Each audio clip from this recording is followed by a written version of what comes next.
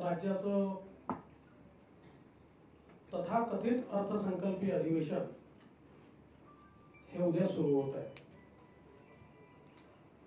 मी तथाकथित याकरता म्हटलं की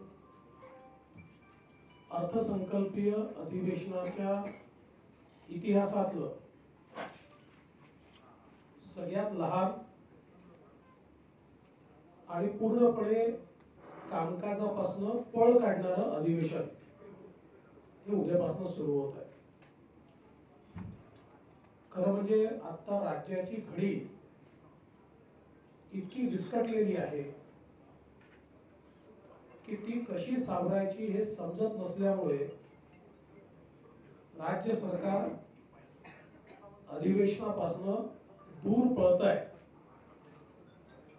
आणि अधिवेशनच होऊ नये, झालं तर कमीत कमी दिवस व्हावं आणि त्याही दरम्यान कुठल्याही चर्चाच होऊ नये अशा प्रकारची अधिवेशनाची स्ट्रॅटेजी ही सरकारने तयार केली आहे। परवा बिझनेस ॲडवायझरी कमिटीमध्ये आम्ही बहिष्कार टाकल्यानंतर जे काही मिनिट्स आमच्याकडे पाठवण्यात आले आहेत त्यामध्ये लक्षवेधी होणार नाही, अजून काय अर्धा तास चर्चा होणार नाही, अशा अनेक गोष्टी टाकून हे मिनिट्स आमच्याकडे पाठवण्यात आले, ज्याच्यावर आम्ही आक्षेप निश्चितपणे घेणारच आहोत। पण एकूणच अधिवेशन न चालवणे हे एकमेव धोरण या सरकारचं दिसतंय। आता खरं म्हणजे या सरकारची अवस्था अशी आहे की तीन पाटाचं सरकार आहे। तीन पाट नाही, नाहीतर तुम्हाला तीन पाट नाही, तीन पाटाचं सरकार आहे आणि कोण कोणत्या पाटावर बसलाय आणि कोण कोणाचा पाठ ओढतोय हे या ठिकाणी लक्षात येत नाही, अशा प्रकारची सरकारची अवस्था आहे। एकमेव काम या सरकारमध्ये चाललंय बदल्या, आणि बदल्यांच्या बोल्या लागतायत। प्रचंड मोठा भ्रष्टाचार बदल्यांच्या माध्यमातून या सरकारमध्ये होताना दिसतोय आणि दुर्दैवाने महाराष्ट्रामध्ये जे कधीच घडत नव्हतं, IAS आणि IPS च्या बदल्यांमध्ये देखील भ्रष्टाचार हा मोठ्या प्रमाणात या सरकारमध्ये होताना दिसतोय। खरं तर शेतकऱ्यांची अवस्था अत्यंत वाईट आहे आणि आम्ही हा विषय निश्चितपणे लावून धरणार आहोत। बोंडअळीमुळे कापूस गेला, कुठली मदत नाही। 90% सोयाबीन गेलाय, कुठली मदत नाही। अतिवृष्टीची मदत नाही। बांधावर जाऊन केलेल्या घोषणा विरल्या, शेतकरी वाट बघून थकले।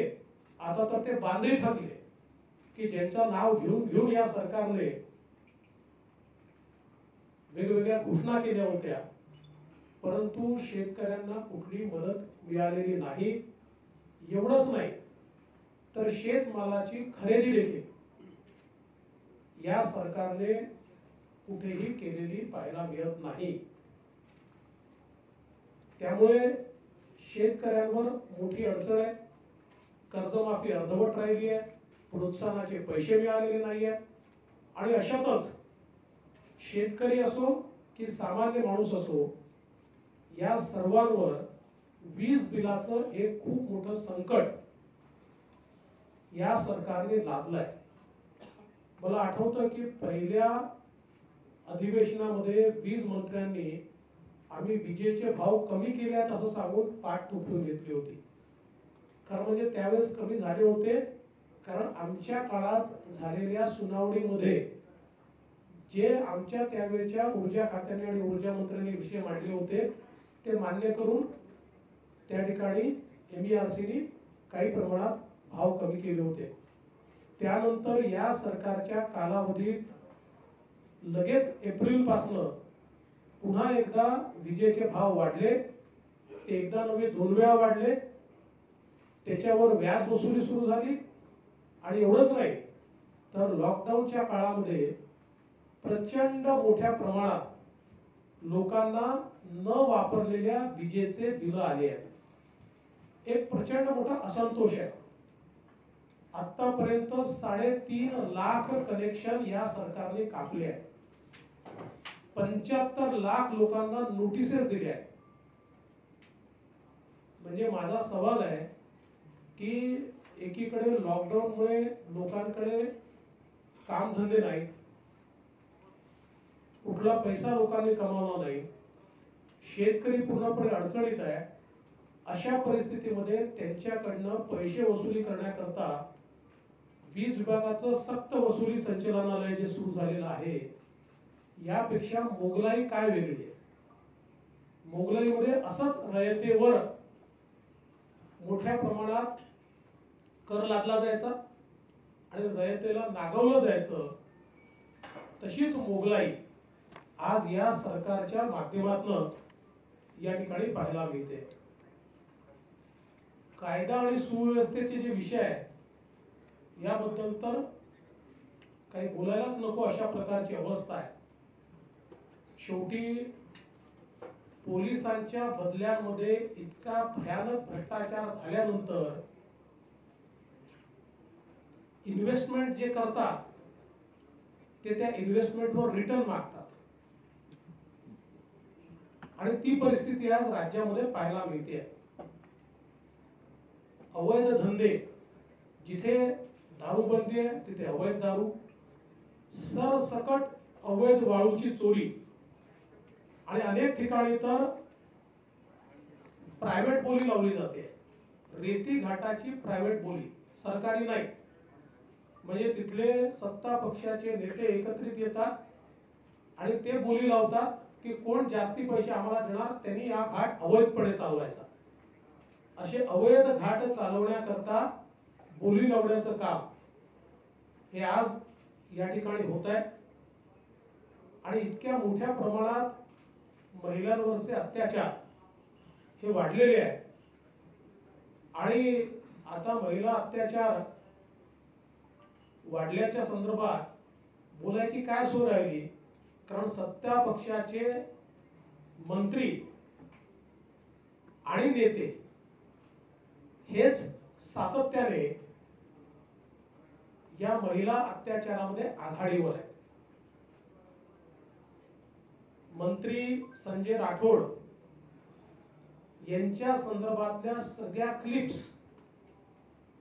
या संदर्भातले फोटोज, या संदर्भातली संभाषण ही सगळी असताना साधा FIR देखील दाखल होऊ नये हे आश्चर्य आहे. ज्या महाराष्ट्र पोलीसचं नाव संपूर्ण भारतामध्ये घेतलं जातं त्या पोलिसांची इतकी लाचार अवस्था, लाचार यापूर्वी आम्ही कधीच पाहिलेली नाही. माझी तर खुली मागणी आहे की ते जे पुण्याचे PI आहेत ज्यांच्याकडे ही चौकशी आहे त्यांना तात्काळ निलंबित केलं पाहिजे. तात्काळ निलंबित केलं पाहिजे. त्यांना नोकरीवर आणण्याचा अधिकारच नाही आहे. कारण शपथ घेऊन ते नोकरीवर येतात आणि अशा परिस्थितीमध्ये सरकारची लाचारी जर ते स्वीकारत असतील आणि ढळढळीत पुरावे असताना अशा प्रकारे कुठलीही कारवाई नाही. यापेक्षा अधिक पुरावे मला वाटत नाही की कुठल्याही केसमध्ये उपलब्ध होऊ शकतात.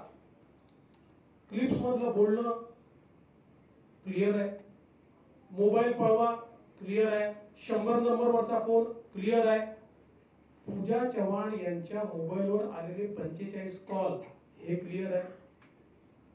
या सगळ्या गोष्टी, इतके पुरावे एखाद्या घटनेत असताना पोलीस कारवाई करत नाही आणि मंत्री राजीनामा देत नाही आणि सरकार त्याच्यावर रिएक्शन देत नाही.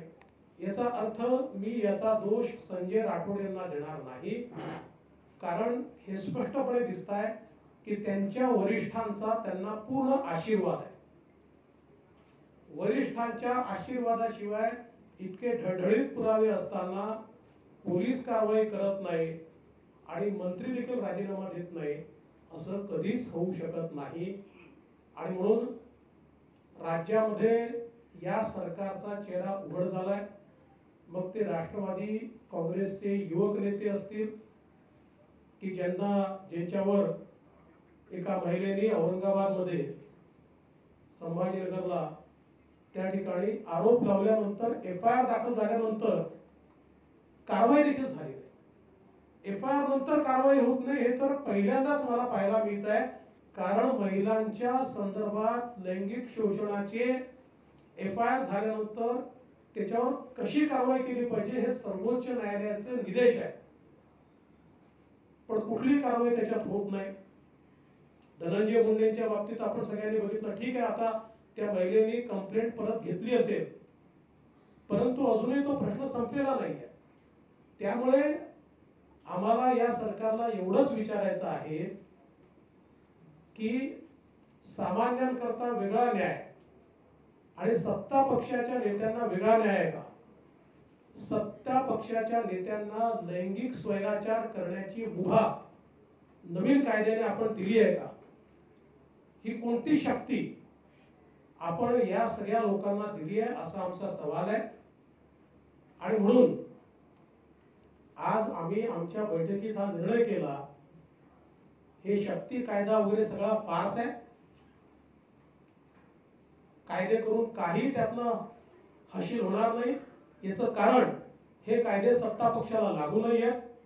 आणि म्हणून शक्ती कायद्याच्या संयुक्त समितीतनं भारतीय जनता पक्षाचे सगळे सदस्य आज राजीनामा देणार आम्ही ठरवलंय. जर या ठिकाणी मंत्र्यांचे राजीनामे घेतले जाणार नसतील, अशा प्रकारे पुरावे उपलब्ध असताना देखील जर मंत्री कायम राहणार असतील, तर मग असे कायद्यांची आवश्यकता काय आहे?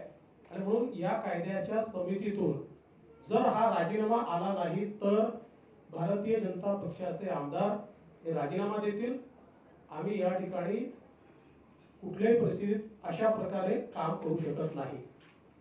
खरं तर आताची परिस्थिती अशी आहे की सरकार लाचार आहे. लाचारी किती आहे बघा, तर ज्या स्वातंत्र्यवीर सावरकरांकरता कुठलंही बलिदान देण्याची तयारी हिंदू हृदय सम्राट शिवसेना प्रमुख बाळासाहेब ठाकरेंची होती, आज त्यांचे सुपुत्र मुख्यमंत्री झाल्यानंतर स्वातंत्र्यवीर सावरकरांच्या जयंतीला अभिवादन देखील करत नाहीत. एक ट्वीट नाही, अभिवादन पर एक वाक्य नाही. एवढी लाचारी आहे. मला असं वाटतं की काँग्रेसने तर जन्मभर स्वातंत्र्यवीर सावरकरांवर त्या ठिकाणी अन्याय केलाच, पण त्याहीपेक्षा सत्तेच्या लाचारीमध्ये जो अन्याय या ठिकाणी मुख्यमंत्र्यांच्या माध्यमातून होतोय, मला खरोखर याचं आश्चर्य वाटतं. अनेक वर्ष शिवसेनेसोबत आणि मुख्यमंत्र्यांसोबत काम केलं आहे, त्यामुळे त्यांना नको असला तरी फुकटचा सल्ला देतो की शेवटी सत्ता येते आणि जाते, पण जन्मभर इतिहास हे लिहून ठेवतो की सत्तेत कोणी किती लाचारी स्वीकारली. त्यामुळे कृपया काँग्रेसच्या नादी लागून स्वातंत्र्यवीर सावरकरांना अशा प्रकारे अपमानित करू नका आणि त्याकरता लाचारी स्वीकारू नका.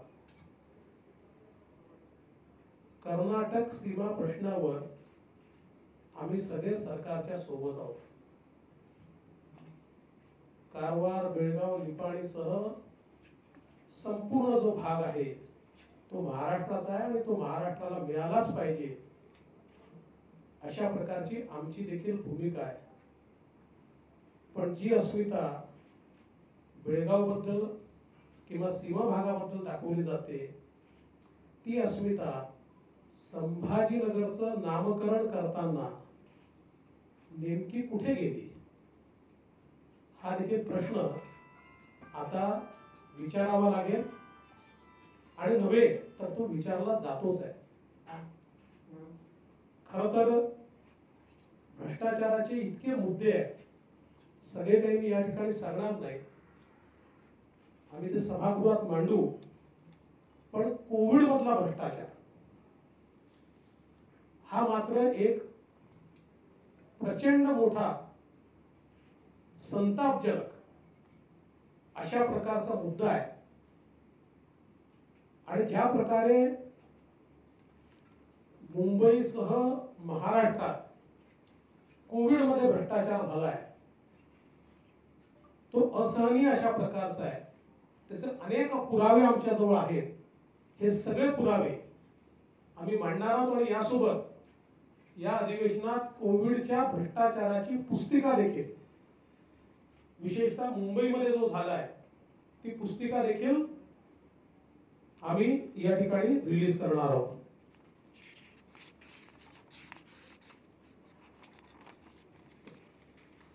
यासोबत एक गोष्ट अजून या ठिकाणी मला नमूद करायची आहे की थोर संत नामदेव महाराजांची 750वी जयंतीचं हे वर्ष आहे. मागच्याही अधिवेशनामध्ये माननीय मुख्यमंत्र्यांच्याही निदर्शनास आणून दिलं होतं. पंजाब सारख्या राज्याने अनेक कार्यक्रम त्याबद्दलचे घोषित केले. कारण आपल्याला माहिती आहे की घुमानमध्ये संत नामदेवांचं मंदिर देखील आहे आणि गुरुग्रंथ साहिब मध्ये संत नामदेवांची वाणी देखील त्या ठिकाणी आपल्याला आहे. पण महाराष्ट्रात मात्र पूर्णपणे या संदर्भात अजूनही सरकारने काही केलेलं नाही. नरसी नामदेव सारखं गाव असेल, ज्या ठिकाणी स्मारक आहे तिथे मदत करायचा विषय असेल, किंवा या 750व्या जयंतीच्या निमित्ताने घ्यायचे कार्यक्रम असतील, हे कुठेही घेण्यात आलेले नाही. एवढंच नव्हे तर आता जी काही राज्य सरकारच्या वतीनं अतिविशिष्ट महनीय लोकांची यादी तयार होते, त्या यादीमध्ये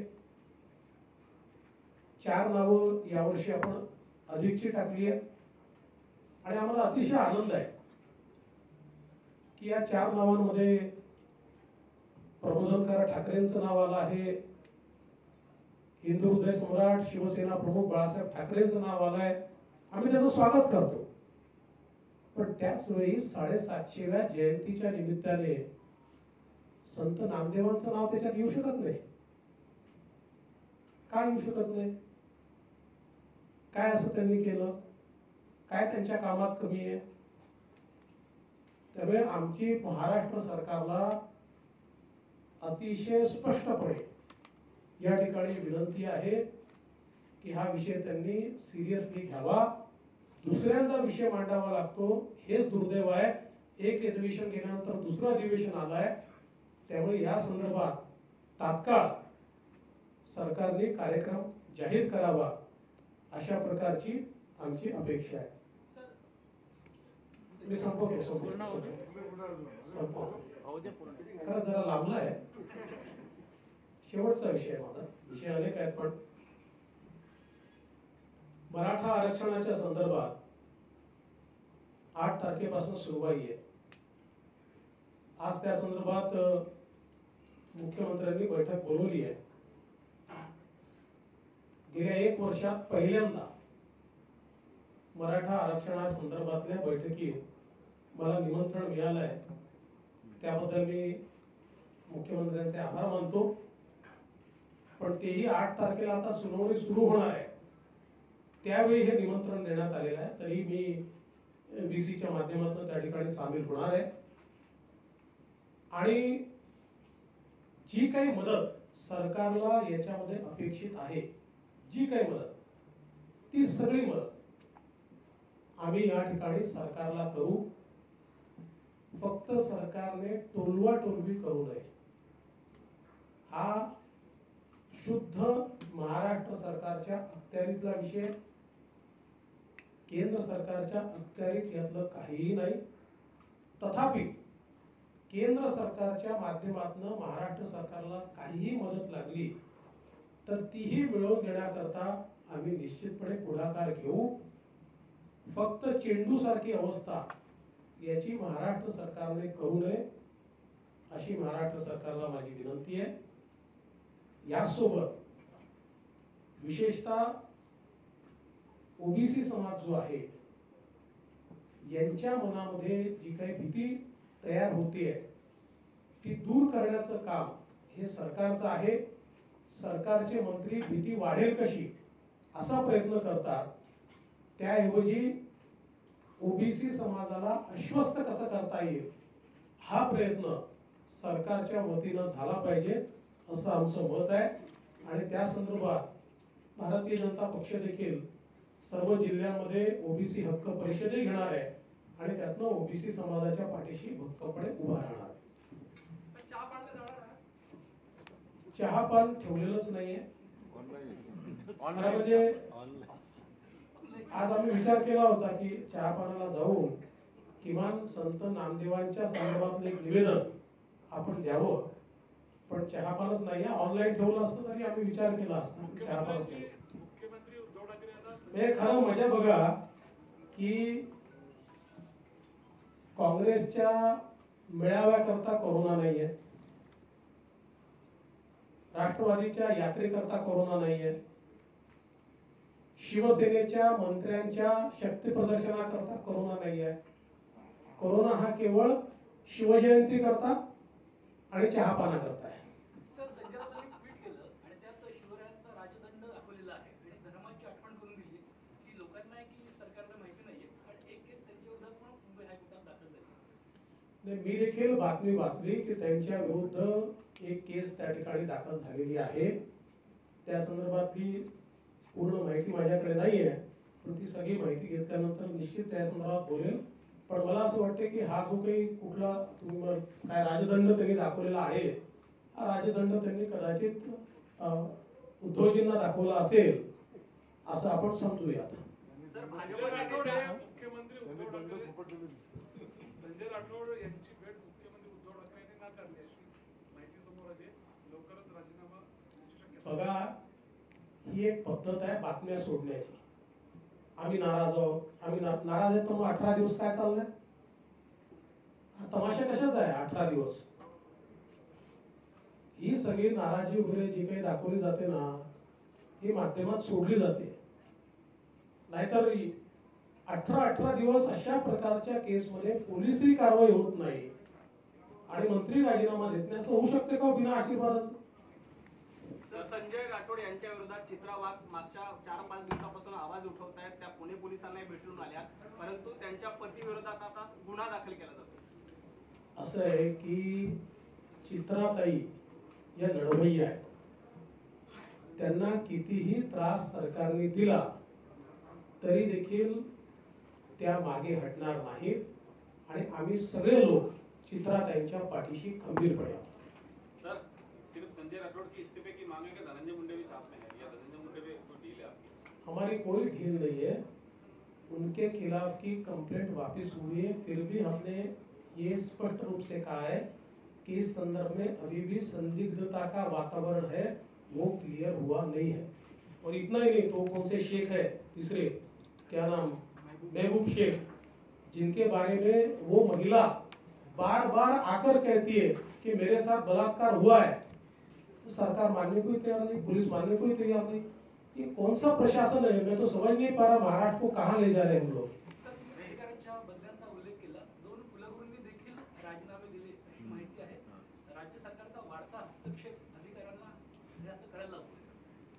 मी आज ती बातमी वाचली आणि त्या बातमीत मला असं वाचायला मिळालं की विशिष्ट व्यक्तींना टेंडर द्या, विशिष्ट व्यक्तींना जागा द्या, विशिष्ट व्यक्तींना मदत करा, असा सातत्याने राज्य सरकारचा दबाव आल्यामुळे 2 व्हाईस चान्सलरनी त्या ठिकाणी राजीनामा दिलाय.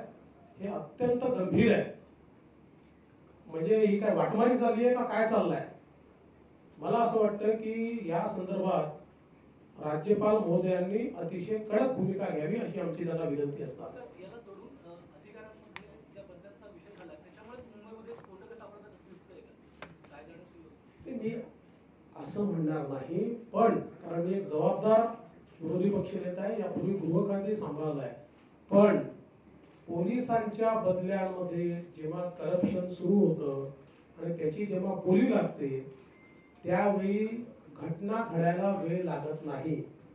आज तुम्ही बघा, सगळ्या प्रकारचे अवैध धंदे फुल फ्लेश चालू आहे, पूर्णपणे अगदी जोरात चालले आहेत.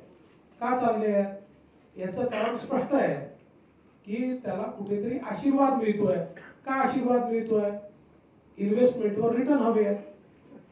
सर, ज्या पद्धतीने पेट्रोल डिझेलचे दर वाढलेले आहेत आणि त्याचबरोबर तीन कृषी कायदे ते मुद्दे घेऊन जे सत्ताधारी आहेत ते भाजपला कुठेतरी अडचणी आणू शकतात. या संदर्भात एक तर कृषी कायद्याच्या संदर्भात वारंवार या ठिकाणी मी स्पष्टपणे दाखवलं आहे की दुटप्पी भूमिका आहे.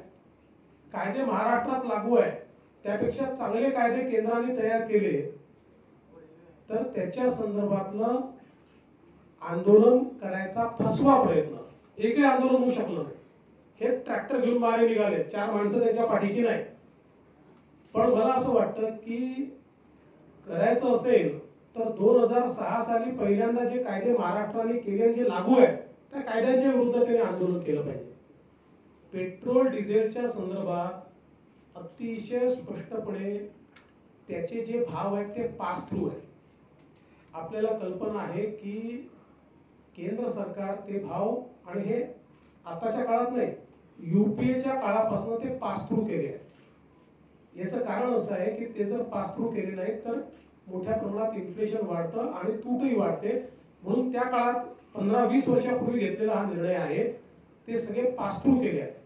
त्यासोबत केंद्र सरकार त्याच्यावर काही कर लावते. हा कर याकरता लागतो की जर तो कर लावला नाही तर या क्षेत्रामध्ये खासगी कंपन्यांचा मोठा वाटा आहे, ज्यांना मोठ्या प्रमाणात प्रॉफिट होऊ शकतो.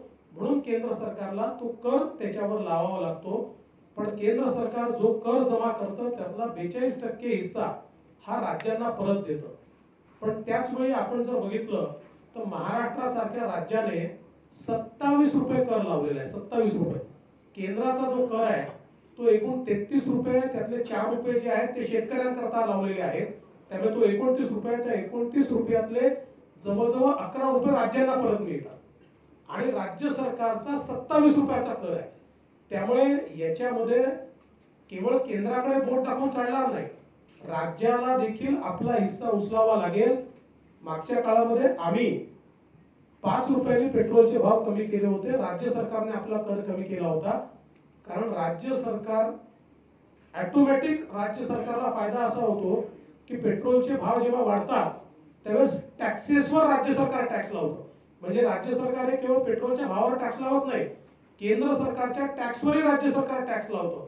त्यामुळे ऑटोमॅटिक राज्य सरकारला ऍडिशनल पैसे मिळतात. राज्य सरकारने जर तो भाव थोडा कमी केला तर त्यांचं नुकसान न होता लोकांना कमी दरामध्ये पेट्रोल डिझेल मिळतं.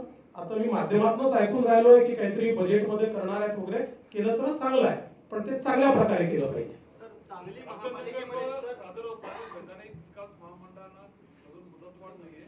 तुम्ही यावर काय सांगाल? आणि काही महानगरपालिकांच्या निवडणुका आता होणार आहेत, नवी मुंबई, औरंगाबाद, कल्याण, पण ते पुढे ढकलले जाण्याची शक्यता आहे.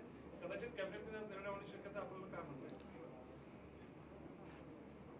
पहिली गोष्ट तर वैधानिक विकास मंडळ न करणं हा सरळ विदर्भ आणि मराठवाड्याशी द्रोह आहे. द्रोह.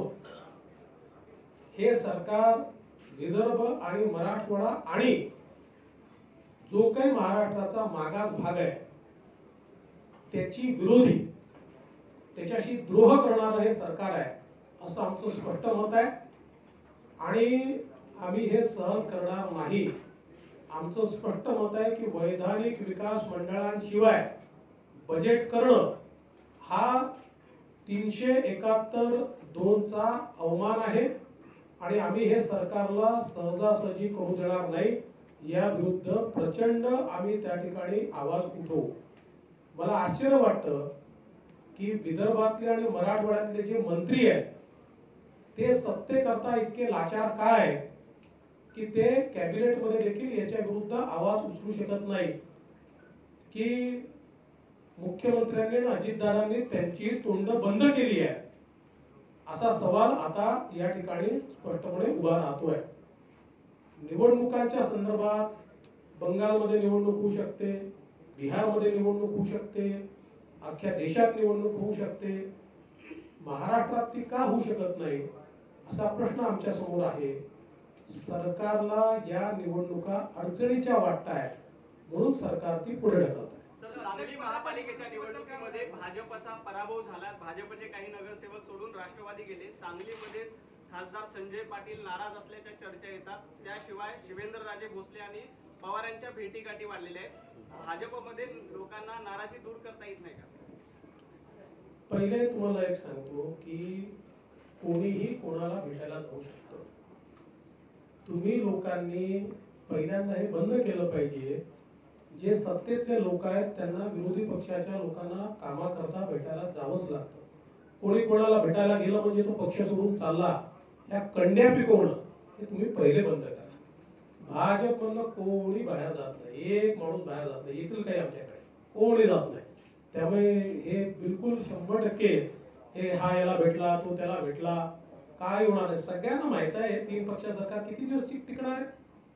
ज्यांचा पायपोस एकमेकाच्या पायात नाही या देशामध्ये पुढचे 10 वर्ष 15 वर्ष मोदी राज्यात चालणार आहे सगळ्यांना माहिती आहे.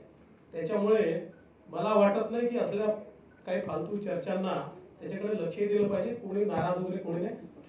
सांगलीमध्ये जे काही घडलं ठीक आहे की पैशाच्या जोरावर तिथल्या काही मंत्र्यांनी अशा प्रकारची लोक फोडून महापौर बनवण्याचा प्रयत्न केला, पण त्यांनी काही फार फरक पडत नाही. शेवटी ते पूर्णपणे फ्रस्ट्रेटेड आहे. कारण सांगली जो काँग्रेसचा गड होता तिथे जिल्हा परिषद भाजपची, महानगरपालिकेमध्ये भाजपला त्या ठिकाणी यश मिळालं, आमदार सांगलीचा भाजपचा, खासदार सांगलीचा भाजपचा. त्यामुळे कुठेतरी या फ्रस्ट्रेशन मधनं सत्ता आणि पैशाची ताकद वापरून त्यांनी महानगरपालिका जरी मिळवली असली तरी त्यांना पुन्हा एकदा येत्या निवडणुकीत आम्ही दाखवतो. सांगली महापालिकेबद्दलच जेव्हा आधी 4-5 नगरसेवक जाणार अशी चर्चा होती तेव्हा असं सांगितलं गेलं की कोणी जाणार नाही आणि त्याच्यानंतर ते नगरसेवक नाराज. ते कोणी सांगितलं मला माहित नाही. जे मी सांगतो ते लक्षात ठेवायचं. फडणवीस साहब, संजय राठौड़ के इस्तीफे को लेकर भूमिका क्या रहेगी आपकी सत्र में? देखिए, संजय राठौड़ इन्होंने इस्तीफा देना ही चाहिए ऐसा हमारा मत है. वो इस्तीफा नहीं दे रहे, इसका सीधा अर्थ है कि उनके वरिष्ठों का उनको आशीर्वाद मिल रहा है कि आप कुछ भी कीजिए हम उसके ऊपर ध्यान नहीं देंगे. और भारतीय जनता पार्टी ने इस पर आंदोलन छेड़ा है. हमारे अध्यक्ष चंद्रकांत दादा पाटिल इन्होंने कल घोषित किया है कि अगर इस्तीफा नहीं होगा तो सत्र नहीं चलेगा. और हमने ये भी तय किया है महिला सुरक्षा की दृष्टि से जो शक्ति कानून सरकार तैयार कर रही है ये कानून एक फार्स है. क्योंकि अगर सत्ता पक्ष के लोगों के लिए कानून अलग और बाकी लोगों के लिए अलग इस प्रकार से ये सरकार मानती होंगी तो इसकी जो ज्वाइंट लेजिस्लेचर कमेटी तैयार हुई है इसमें बीजेपी का कोई व्यक्ति काम नहीं करेगा. हम उसमें से इस्तीफा देंगे और इस प्रकार से जो सरकार की दोगली भूमिका है उसको हम लोगों के सामने उसका पर्दाफाश करेंगे. उपाध्यक्ष पदासाठीची मागणी असेल. उपाध्यक्ष आहेतच ना ऑलरेडी. अध्यक्ष जे आहेत मी तर त्या दिवशी देखील सांगितलं की आता आमचे कोण सोडून जाणार वगैरे सोडून द्या, पण या सरकारला त्यांच्या लोकांवर त्यांचा किती अविश्वास आहे, किती ते घाबरलेले आहेत हे सरकार. त्यांना मनातनं माहिती आहे की त्यांचे आमदार इतके नाराज आहेत की संधी मिळाली तर त्यांना ते सोडणार नाहीत आणि म्हणून अध्यक्षपदाची निवडणूक हे सरकार जाणीवपूर्वक टाळत आहे. खरं म्हणजे मी तेही बघितलं की मिनिट्स जे आमच्याकडे आले त्यात लिहून आल्या की त्या संदर्भात उपाध्यक्ष निर्णय घेतो. उपाध्यक्षांना अधिकारच नाहीये. त्याचा अधिकार हा संविधानाने आणि संविधानाच्या अंतर्गत महाराष्ट्र विधानसभेच्या तयार झालेल्या नियमांमध्ये तो गव्हर्नरला राज्यपालांना देण्यात आलेला आहे. परंतु हे अतिशय स्पष्टपणे दिसत आहे आपल्याच आमदारांना घाबरलेलं सरकार अध्यक्षाची निवडणूक टाळत आहे. थँक्यू.